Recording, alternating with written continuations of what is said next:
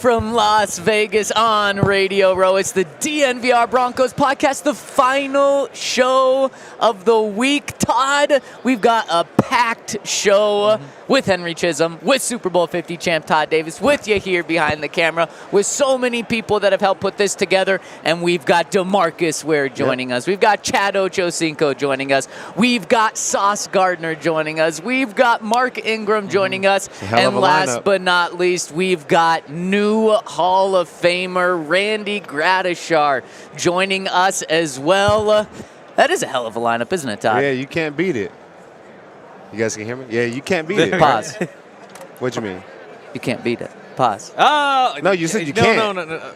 I guess you can't. Yeah. You know what I'm saying? That's not a bad. pause. It's not a pause. It's not Okay, pause. I'm trying to learn. You've taught me this whole pause thing. I'm trying to pick it up. Yeah, no, that's not bad. No, but those are some really, I feel like great guests. I'm going to pat on the back to ourselves. We did a hell of a job. Yeah, exactly. 27 Pro Bowls. That's a pretty good number Is for that one what show. we're dealing with 27 today? Pro Bowls. I think it's like 18 All-Pros. Wow. Pretty good.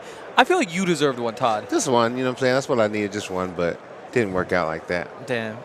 When you talk to guys who go to the Pro Bowl, though, they're never like, guess what, guys? I get to go to the Pro Bowl. It's like, yeah, I'm going to go out there. Like, it'll be fun. Like, it's Miami or whatever. Like, but you kind of just go through, like, these drills and stuff. Yeah. Well, I guess that's the question is, are you bummed that you didn't make a Pro Bowl because you didn't get to go out to Orlando, Hawaii, wherever spots it's been in? Or I would assume players are bummed they don't make Pro Bowls because it means that it's not as good for contract negotiations. Yeah, it's not as good for contract negotiations, and just having that title for the rest of your life is pretty cool. Yeah. You know, and I feel like my second to last year, I feel like was my best opportunity to get it. I missed 3 games to start the season. That's right. But on tackles per game, I was second in the league to only Bobby Wagner. Like, I felt like I was playing really good ball, and that was my year. And then, you know, I think you need a year, and then you need another year to really get in it. So exactly. it didn't happen. Pause. I'm trying, man. Sometimes it takes time to get in there. You know? Exactly. Luckily, I mean, you don't get the Pro Bowl title, but Super Bowl 50 I'll champion. definitely take that. Super Bowl captain. Yeah.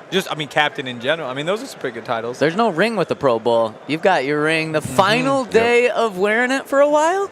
Yeah, it's definitely going back in the carrying case for a little while. Would you wear it on the Super Bowl? Just like hanging out watching the game? Or is it more so when you're out in public? No.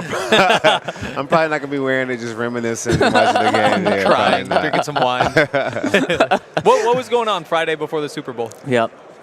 Friday was like the last tune-ups, you know, because Saturday is like just really, really chill walkthrough. Friday is like the last kind of bit of tune-ups, get prepared. I think we got a couple more gifts like we have been getting throughout the week.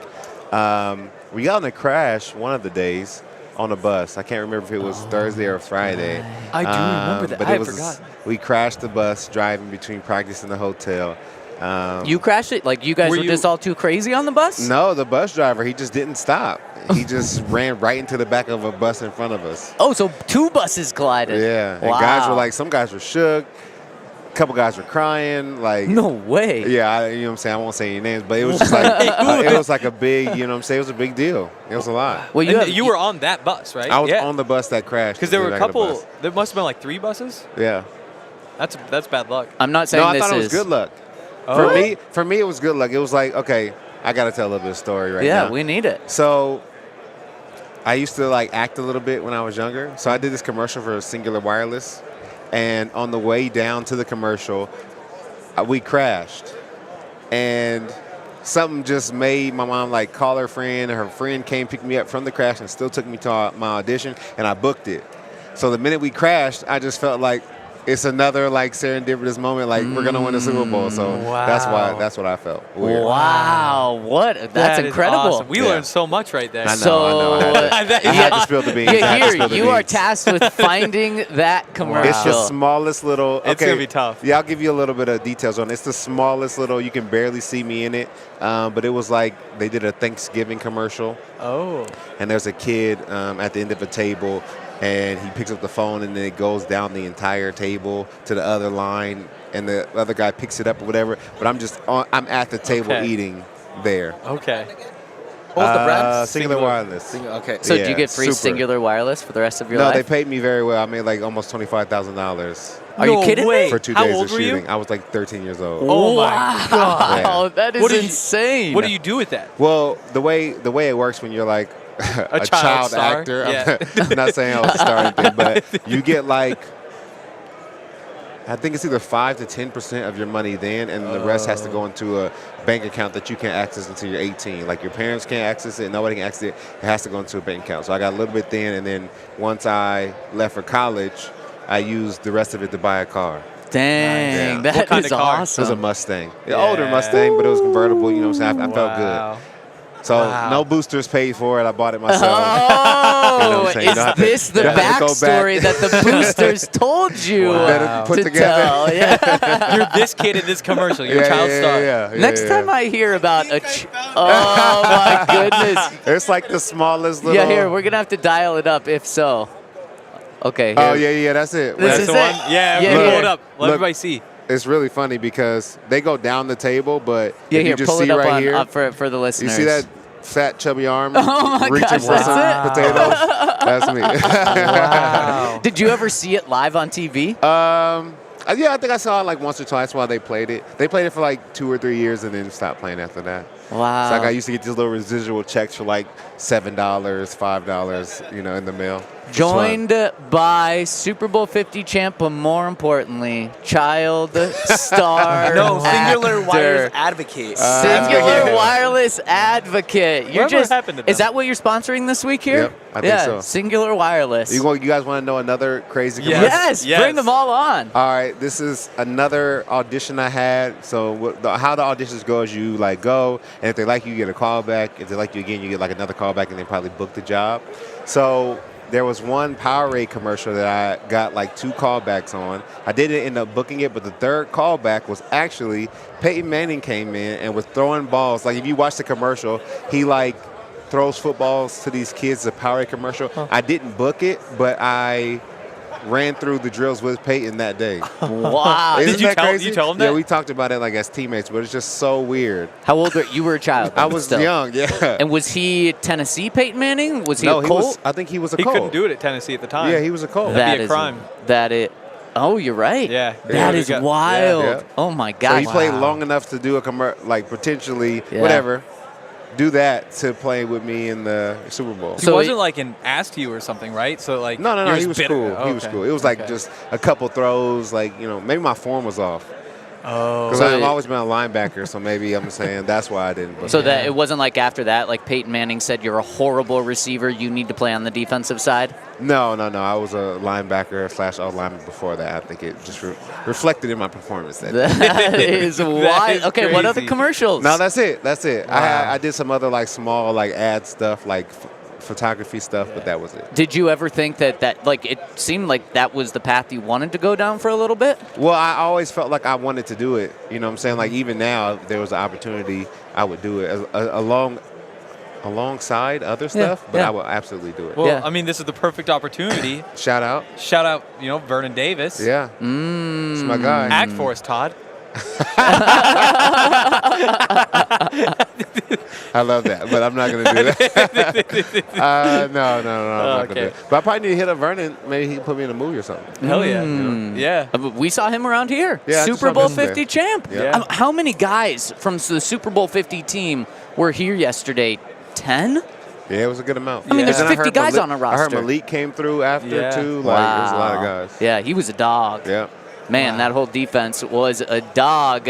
And if you want to feed your dogs the absolute best food out there, You could buy them Factor meals. Now, Guess you could, not yeah. meant for dogs, meant for humans, Yeah. but their food is so good. It is top of the line food. It is fast. It is quick. It shows up right to your door, and it takes 2 minutes to heat up. So it's fresh food that you keep in your fridge. You take it out, you put it in the microwave. It takes only 2 minutes to warm up, and it is delicious food, and it's cheaper, way cheaper than ordering delivery or takeout or anything like that. So it is affordable.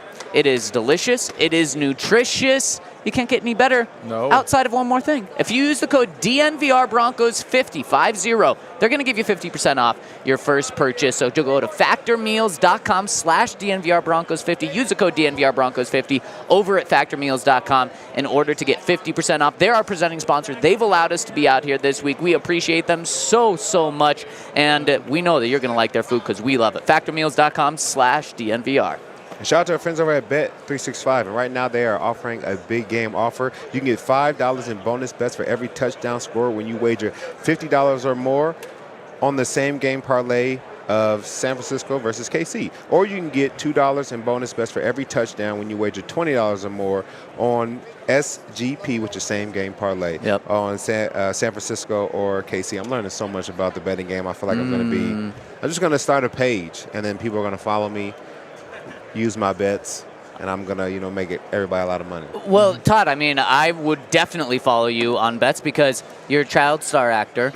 You're a Super Bowl 50 champion. You're now a star podcast host. So, yeah, of course you can do that. Bet on myself. I wish I could bet on us on this. Wow. Because we don't fail. We don't fail. You know? Oh, we. All of us. Wow, you're including me. Where are we? Yeah. Must be 21 You're and part older of if the it's show. located in Colorado. Please gamble responsibly. If you or someone you know has a gambling problem and wants help, please call or text 1-800-GAMBLER. I had no doubts. Somebody should give out awards for Radio Row. Like best podcast, like best radio show throughout the week. That'd be fun. And that we actually could bet on. Oh, that would be fun. Yeah. And Todd, one of the things that I never had any doubts about, but that I officially learned this week about you, this is not the Todd Davis show, is you're also a great interviewer. Oh, thank you, man. And you put your skills on display when we got a lot of these interviews for today's show, the packed show. And why don't we jump in with maybe the coolest one? I don't know. They're all really cool. But the longest one in a really good way. You talked to DeMarcus Ware. Yep. Do you want to preview it? Anything to preview, or do we just dive in? I think it's a great interview. Like, DeMarcus Ware is my guy, man. He's a really great guy. I was so happy to see and be there for him being inducted into the Hall of Fame. No one deserves it more than him, and it was just great to sit down and chop it up. That's the thing about, great teammates. It's like, you don't see each other for months, but when you get back together, it feels like you never left. Yep, exactly. And that's exactly what this conversation was like. So let's listen to Todd Davis talking to fellow Super Bowl 50 champ and Hall of Famer DeMarcus Ware.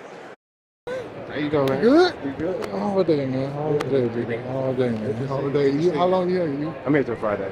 Okay, hit me up. I'm any dinner later? No plans tonight. Me and wife are here. I don't have nothing. I mean, I'm just me and my agent. She here. Okay. That's it. Maybe we do something tonight. Yeah. Good night. Well, yeah. You leave tomorrow. So we do something tonight. Let's do it. Yeah, come. You got time for let's do it. three questions? Yeah. All right.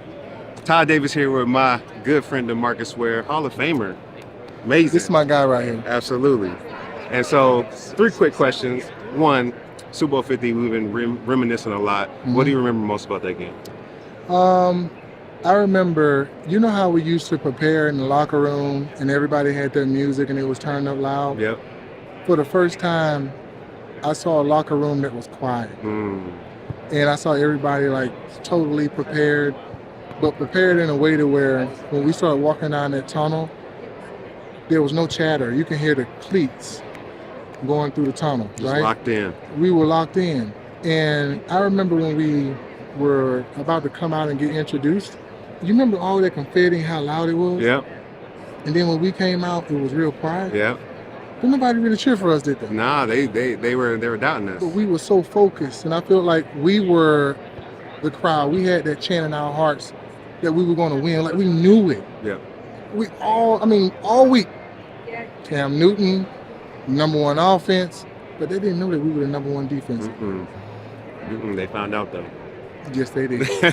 So, yeah, that was big, man. That was like one of the biggest moments. And another one was I didn't want to hold a Super Bowl trophy. And when I went to the locker room, nobody was in there, and put the Super Bowl trophy on my locker. And I walked in and I was by myself. And I looked around like this. Like I thought somebody was playing a prank on me. I touched the trophy, dog. I swear, like I lost it. I was in there by myself.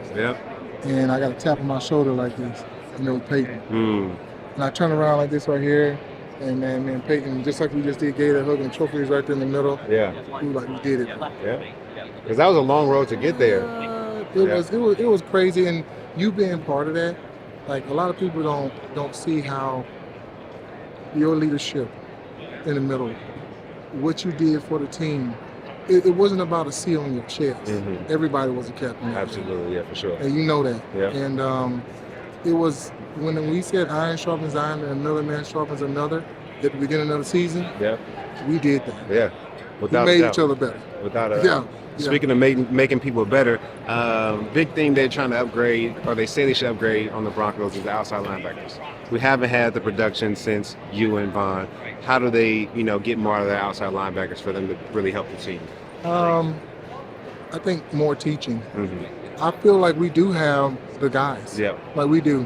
You can always get, another outside linebacker, but who is teaching what? And I think that's what's going to change everything, how the guys are taught.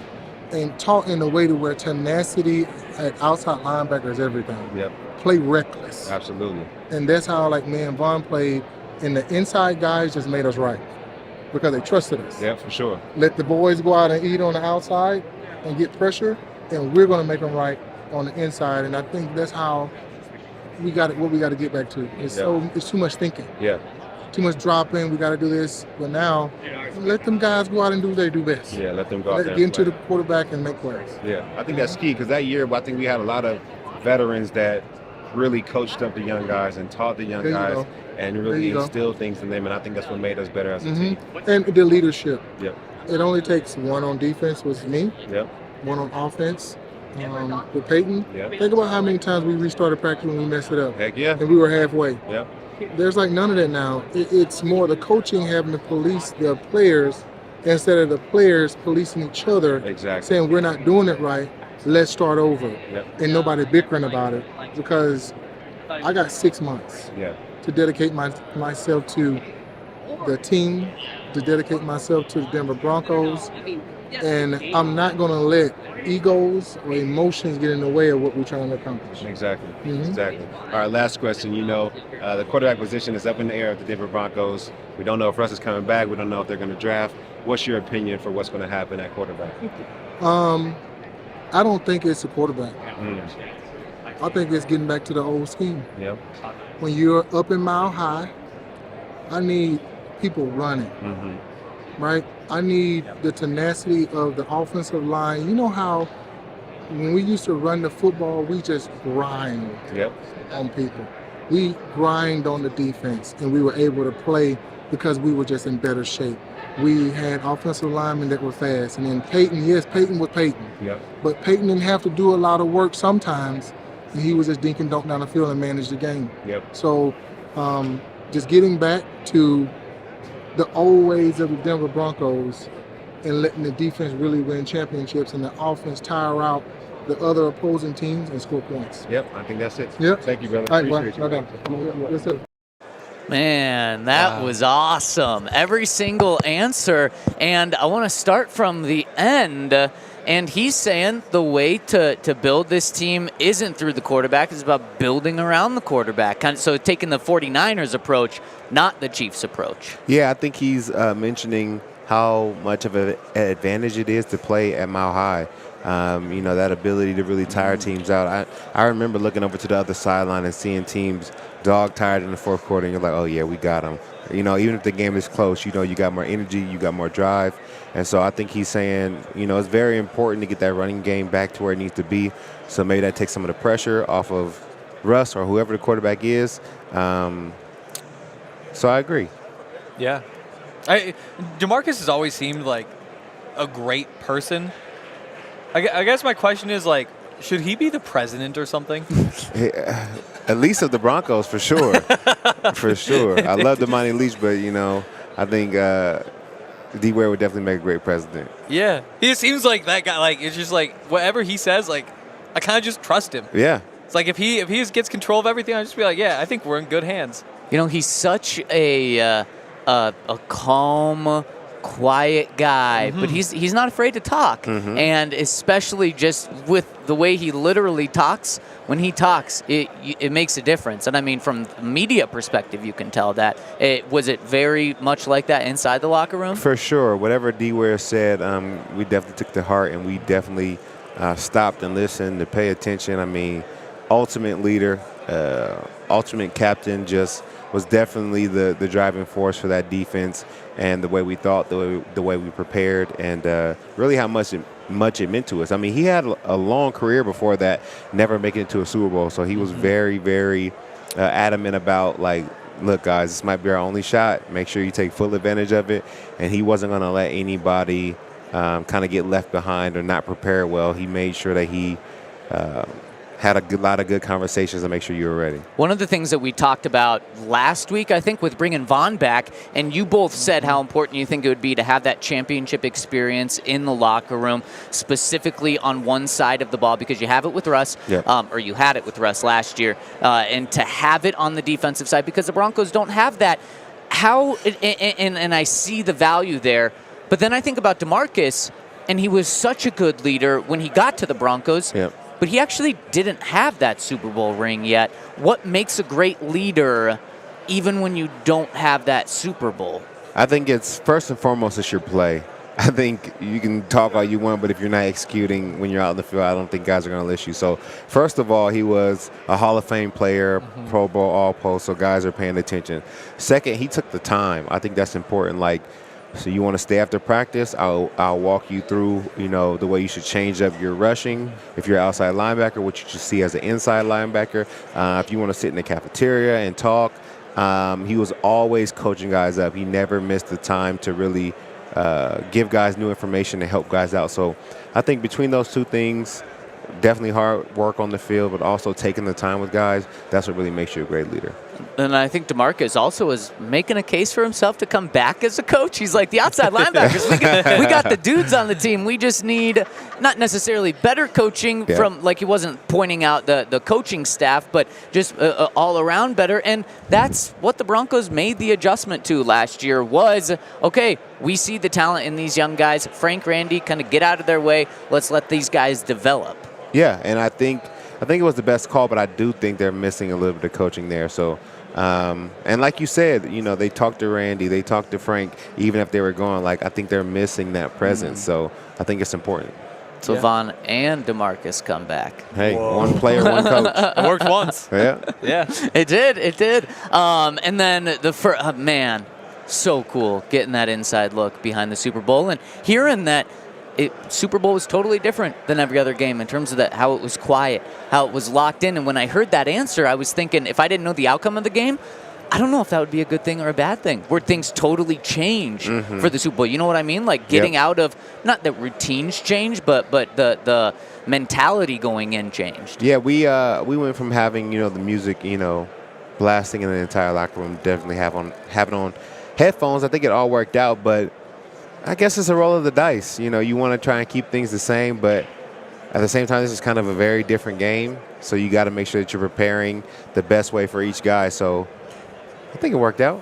Well, I definitely think it worked out. Yeah, we can see. And then another thing that I didn't realize was DeMarcus said that there was no cheering for you guys at that Super Bowl. We obviously know that it was a very Seahawks-favored crowd in 48, but was it more so favored for the Panthers in that game, or was it just like a neutral site game feeling? Yeah, I don't remember if we were favored. I don't think we were Dogs? at the time. Oh, yeah. No. But in terms of like the crowd. No. But I just think the overall feeling for that entire week is that everybody felt like the Panthers' offense was just gonna, kind of steamroll us, and I think that energy kind of transferred into the stadium. I definitely saw a lot of orange. We had a lot of love there, but it didn't feel like a home game. It didn't feel like a home crowd. But it felt good. I think those situations feel the best when you win. Like when it's kind of quiet to start and then you pick things up and either quiet the crowd even more or get the whole crowd on your side at the end, like, that's the best feeling. Yeah, well, because that Super Bowl, so like obviously number 1 offense, number 1 defense, they also had the number 2 defense. So that That's was like wild. you turn on ESPN and Stephen A. or whoever's yelling, yeah, like it's number one, but they've got the number 2. Like you just do the math and you're like, well, the defense might be just as good as what people were saying going in. All the Broncos fans are like, what are you talking about? You're getting Todd pissed right now. No. Hey, and I'm not He mad. won. Everything worked out. He got it. Yeah. But they did have a fun defense. Like they were playing all that like cover 2 with Josh Norman just like sitting underneath. Like that's when he had just the insane season. Now he's really trying to rile you up. Bro, Listen, there's nothing I can there's say. nothing he can say. Like they lost. They lost, had some yeah. great players. Luke Kuechly, Thomas Davis, like hell of a roster. Yeah, but then when you guys go out there, like TJ has said earlier this week, like it's just so simple what you do. Yep. It's like you can rush 4 and get to the quarterback. You can cover with 5 and cover everybody up. So you just, from there, just have so many options. Like, you want to blitz, you blitz. You want to leave guys back, you leave guys. Like, it's just so easy when you have Aqib and Chris Harris and everybody who is on that team. Yeah, we could have rushed 2 and got to the quarterback. Exactly, yeah. Yeah, we were playing You probably could on have, fire. left 4 in coverage and covered everybody. Exactly. Aqib could get 2 guys. One of the big reasons is Von Miller, Yep. Super Bowl 50 MVP. And one of the things that I think about when I think of Von is how he probably eats Factor meals because he only's putting the best ingredients in his body. What is it? You don't put unleaded in a Ferrari? Yeah, I think that's it. Yeah, you got to put the Yeah. good stuff. And if you want to put the good stuff in you, check out our friends over at, I tried to pause there. Check out our friends over at factormeals.com/DNVR Broncos 50 to get 50% off. They're our presenting sponsor of our show. This entire week, we've all had Factor meal kits, and we all love Factor meals. So check them out. Use that code DNVR Broncos 50 over at factormeals.com/DNVR Broncos 50 to get the most convenient food, the best food, nutritious food, healthy, and it tastes amazing. So check them out, factormeals.com/DNVR. And come hang out with us at the bar. There's a lot of stuff going on. The Avs are done with the All-Star break. Nuggets, obviously, coming off an awesome win last night against the Lakers. We were all at Circa. Yep. I guess Todd wasn't there, but a lot of us were at Circa for that game. It was so much fun. We had so many Nuggets fans. And I can only imagine what it was like at the... Now I think of it, Harrison tweeted yesterday. They had like the "Who's Your Daddy" chants going at the bar last night. Yeah, so I've only gotten to a couple Nuggets games there, but it's time. And there's only a couple months left here. This Sunday, come to the bar for the Super Bowl. Absolutely. Yeah, the big game. Yeah, come hang out for the big game. It's going to be a party there as always. And make sure that you're following us on Twitter and Instagram and all that. The bar has a separate account, and you can see everything that's going on. You can also go to thednvr.com/events and check out the calendar. The Superb Owl. That's fair. Yeah, Yep, you could go with that too. Yep. Wow, yeah. Wow. Wow. Okay, we've got instead Mic of just turned saying off. wow the rest of the Yeah. time, we've Listen, got else will make them 4 say other wow. interviews Yeah. to get to, and we're going to jump all over the place here because we got some great insight. And let's start with Chad Ochocinco Johnson. We talked to him about Jerry Jeudy, and it was a fun one. We're with one of the greatest route runners of all time. The greatest. Oh, the great. Pardon me. Get it right, Zach. And you've been very complimentary of Jerry Jeudy and his route running ability. Right. Where's Jerry Jeudy from? Where's he from? Alabama? Miami. No, Miami. Thank you. Yes. We're built different. So it's just in us. How you built? Huh? What's the difference? We're just great. Just great. We're just great. How do the Broncos get him going more? Like, he has his big moments, Throw but him how do the they ball. get him? Just throw him the Throw the ball? ball. That's it. That's all we need. What's his best route? Any. He's one of the most prolific route runners in the game today. It's about using him the right way, put him in position to succeed, and he'll take care of the rest. Yeah, man. Appreciate that. The greatest route Hey, runner of all you time. guys are from Denver? Yep. Yes. What are we doing with the quarterback situation next year? Russ is gone. Probably a They're rookie. going to get a rookie. Rookie. Rookie. It's going to be Stidham and a rookie. Okay. Which quarterback? Which rookie you like? You don't know? I don't. It'd be cool though. Okay. Good luck, guys. Appreciate you. My best friend, Chad Johnson. That's one of those where like you go and you ask him a question and then you're like, you're more like, you're not even like really a human. You're more of like an alien, and just like the way you approach the world. You know, like he's just one of those guys where like I've known since I was like 6. Like it's the touchdown dances. Like he's just like kind of out there. Like it's that whole era in the NFL really where, you know, throw primetime in there too. But him and Chad Johnson and like Terrell Owens, like all those guys, like it's a wild time. I mean, you talk about him just not being human. I don't think he can explain what makes him good. He's just like greatness, everything. Yeah, but it's that simple. He clearly still believes in Jerry Jeudy. Yeah. Maybe he will always believe in Jerry Jeudy just because they're both from Miami. It's enough for me. Yeah, sure. Is he the greatest route runner of all time? Ooh. Because he made it very clear he's the greatest. He was a very good route runner. But Jerry Rice used to separate Exactly, like nobody. yeah. Like maybe it was a different time, but but he Yeah. definitely like the separation and the ability to create space. I don't know if anybody's done it better than that. Did you ever think of changing your name to Todd Cinco Uno? Cinco Uno. That does sound good. That does sound pretty good. Yeah, and he just called me Cinco.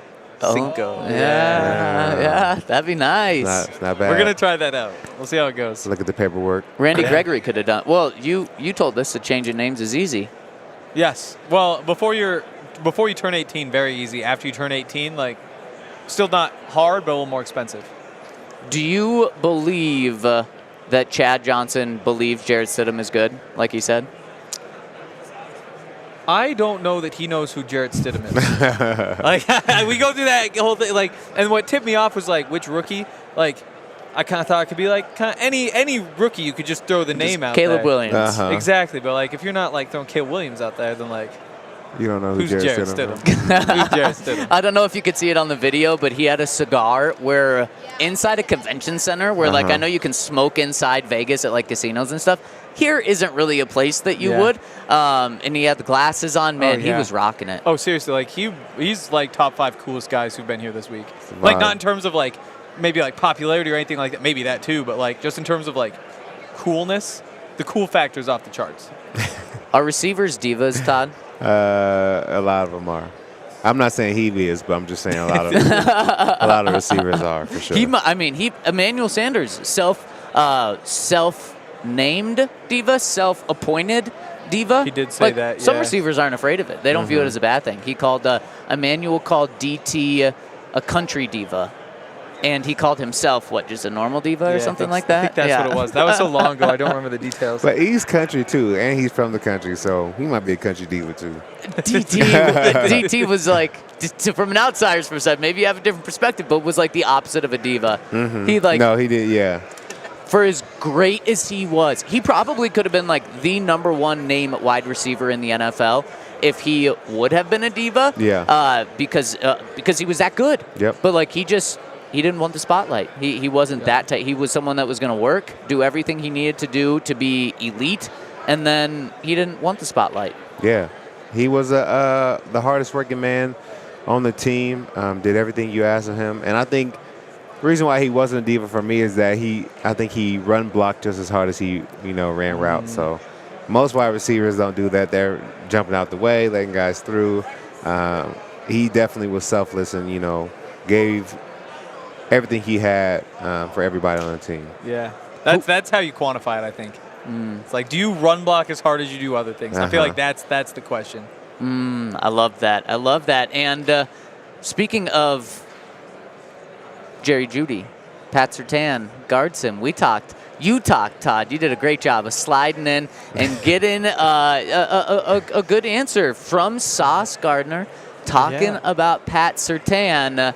And if you're listening to this on the podcast side of things, you got to jump and watch this video because Sauce is iced out. This might be the shiniest bling that I have ever seen. Can you dial up that Sauce video? We had Pat on the show, watched a lot of your film, very complimentary of you. What do you think about his game? Man, it's always great to just be around, first of all. Great to be around him. Spent a lot of time with him at the Pro Bowl. Great guy, man. Great player, He's a technician. When he lined up on that field, he'd be out there dominating. You know what I mean? And, yeah, man, ain't too much to say. No. Get on that field, he do what he's supposed to. He stand on business at all times. You handle business no matter who in front of them. So, that's all you can ask for out of a cornerback. Hell yeah, man. Appreciate it, bro. Have a good one. Yeah, I mean, Pat is all you can ask for out of a quarterback. And just looking at Sauce, he is tall, but even after 2 years in the NFL, he is still skinny. And then so I thought about like him being an all-pro player. And then I think about Pat, and I'm just like, man, even compared to an all-pro cornerback, Pat is built different in just a way that is freaky. Like it is like he is unlike any other cornerback. Yeah, he's super solid and strong to play quarterback. I think that's why guys don't get a lot of separation when they try to, jam him off the line or push him off the line. He's too big for that. And then the crazy thing about it is you can't really run by him because he's too fast for that. Like, he's really an all-around great cornerback. Yeah. And with Sauce, like, he's just so long. Like, he looks like a spider. Whoa. Damn it. Are you saying Henry's wrong? I'm not saying anything about We're that. gonna really struggle during draft season with the scouting and we're gonna find some new phrases. But yeah, like he almost looks like a spider though. Like the way he could like reach out and he ran so fast. Like that's what really like solidified him in the draft process. Is like not just like a really good prospect, but like oh my God, this guy might be the next whoever type prospect, is because he's just so light. There isn't much weight he has to take, and so he can run like the 4.3 or whatever and still be 6'3" with those long arms. I don't know. They're very different players, but wouldn't you? It's cool. When you describe that, I see the positives, but wouldn't you rather have the guy making the transition to the NFL that has the girth and the body? What? Dude, the hell is going on? He's like built out. See, like Henry likes the length, and Zach really likes the girth. It's just we gotta move on. We gotta move on. I wasn't even trying This to. is crazy. Don't you want? I was gonna say thickness. I don't build. know what build. Yeah. Don't you want the build? To build. To like be able to last? I didn't know what to say. It's different for different players. I think it just depends on each player because you got like DT and Emmanuel are very different body types, but they both play wide receiver. You got like a Megatron that'll lead the league in passing yards, but then you also got like Justin Jefferson that'll do it. Two very different body types. Yeah. And so I think it just depends on how their style of play. Now, I think if Justin Jefferson or E tried to play like DT, then it's going to look bad. You know what I'm saying? Yeah. But you have to find what works for you.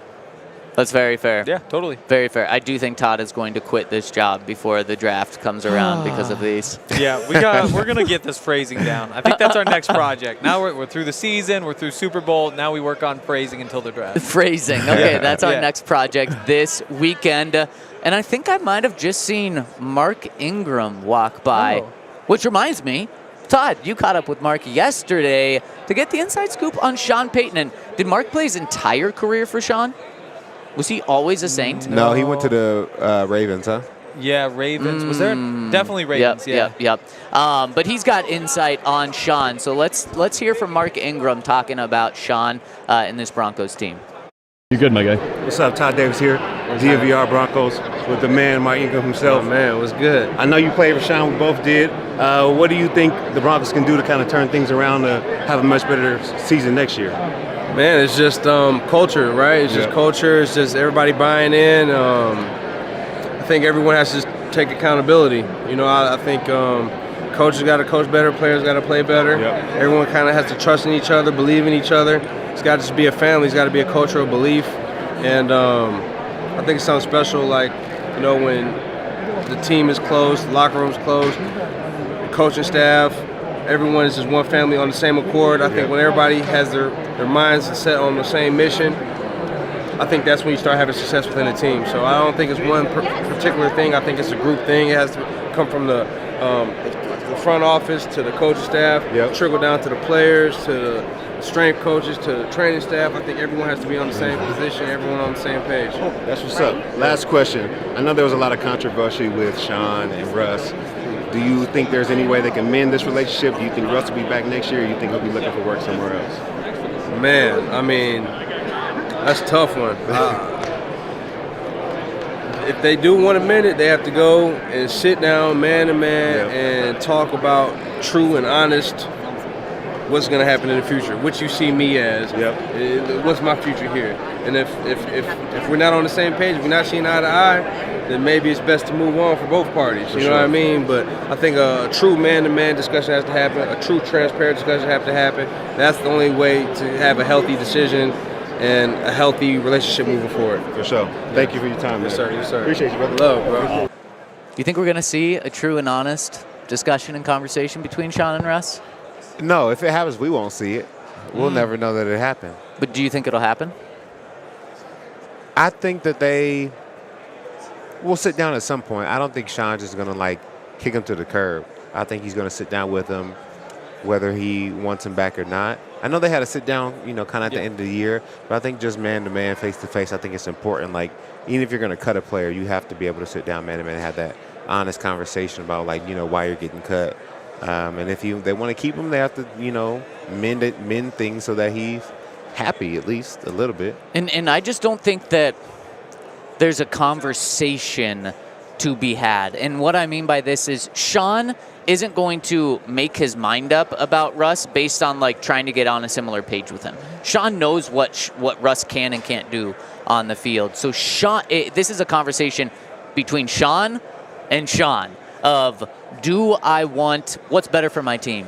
Is it to have this massive dead cap but not have Russ on my team? Or can I change things enough with Russell Wilson if he's willing to take a pay cut to change? So I don't think it's like Sean has to apologize to Russ in order for Russ to be back. It's just a decision on Sean. And we heard from Sean. Sean was actually in this building today, but he was able to elude all of the Denver media. But one of the shows that he was on was Kay Adams, the Up and Adams show. And he said that they have not decided Russ's future yet. He said it'll happen sooner rather than later, something that he told us 5 weeks ago as well, a decision on Russ's future. And he said we haven't even looked at these college quarterbacks. We start that this coming Monday, and he said, if you've heard that we're going to move up or move down in the draft, it's BS. We haven't even looked at these guys. He says he doesn't even know what numbers these college quarterbacks wear. So they have not made the decision on Russ. They haven't made the decision on the quarterbacks going forward, and he hasn't even looked at the college guys. At least that's what he's saying publicly. I love his responses because it's always like, oh yeah, we're about to do that this week. Like we haven't, everything's like, no, we haven't done that yet. That's coming this week. Yeah. Like if you would have got me next week, you would have had your answer. We're about to do that. It's such a shame. Yeah. Well, we can have you next week, Sean. Exactly. I'm going to be in 10-hour draft meetings.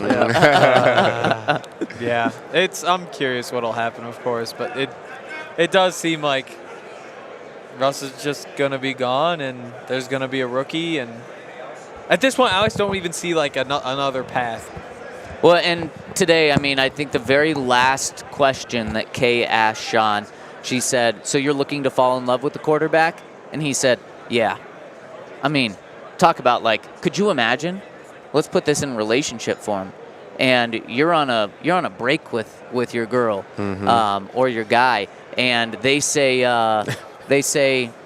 someone asks them, so are you still?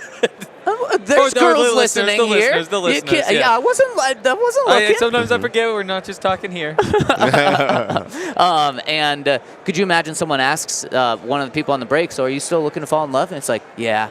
That means they're not in love right now. Yeah. And we clearly already knew that, but like for him to say it, they're going to be going in separate directions fairly soon. Yeah, I think that's a good job of deducing that information from his response for sure. Thank you. Yeah. And speaking of deducing things, we don't have to deduce things anymore. Randy Gradishar is a Hall of Famer. It became official last night, and as we found out while talking to Randy today, he knew about this a couple of weeks ago. He was a senior finalist, which means he's like guaranteed to be in. Only one senior finalist has not made it, so we knew he was in. I think there was one this year.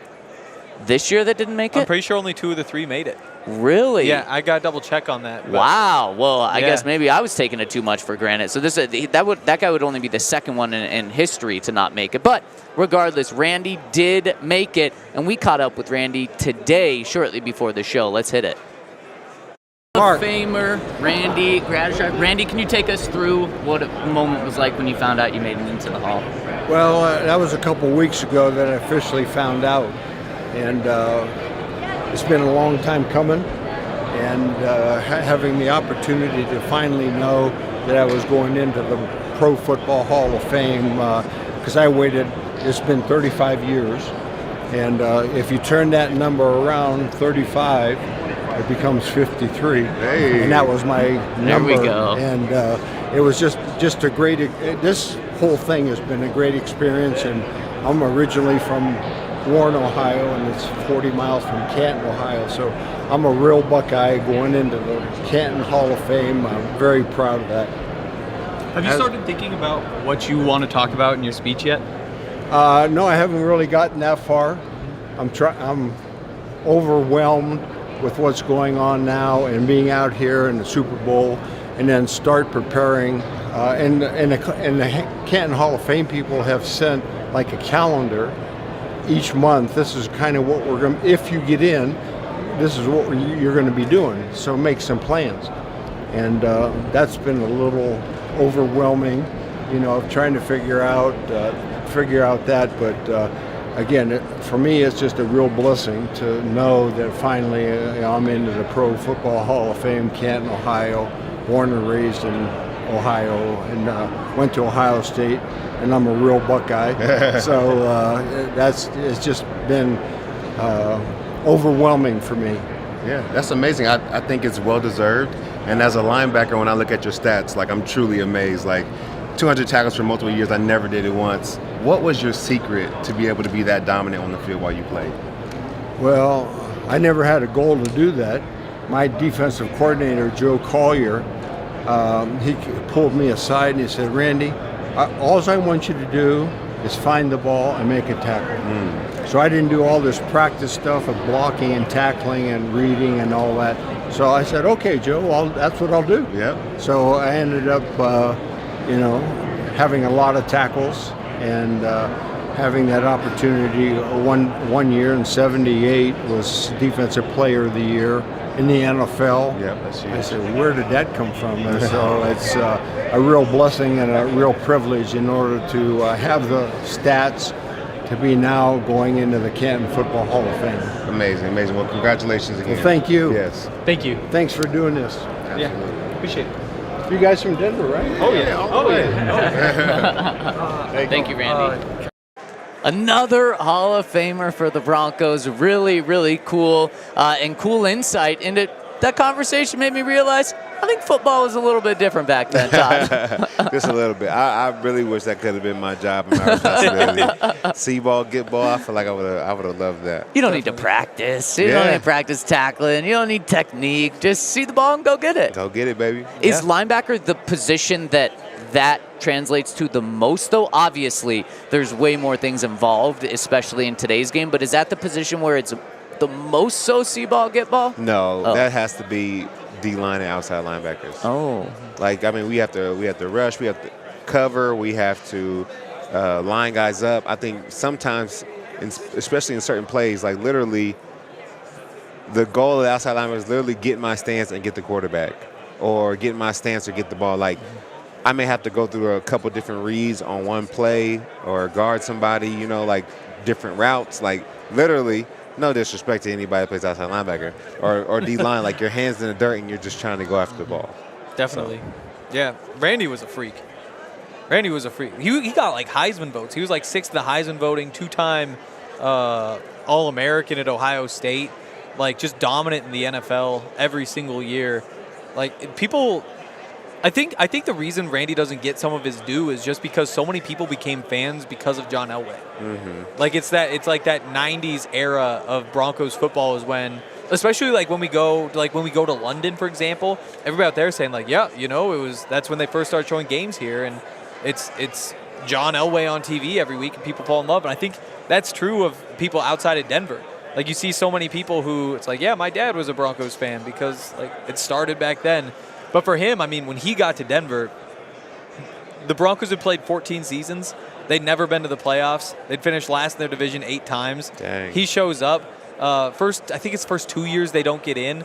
then they go to the playoffs 3 straight years, first 3 times, make their first Super Bowl appearance, and the last year, the 10th year of his career, is Elway's first. So he was part of that Orange Crush defense that just kind of like bridged the gap between like, holy shit, the Broncos are horrible. Like, this team is not going to be in Denver for long, to like, oh, wow, they got something cooking, to Elway, and then 40 years of the Broncos just being incredible. So, yeah, it's awesome to see him get in, and he should have been in a long time ago. Averaging more than 200 tackles a season is insane. Like, I don't care what year it is, because, yes, it's a different game. There are more runs. There's that sort of stuff.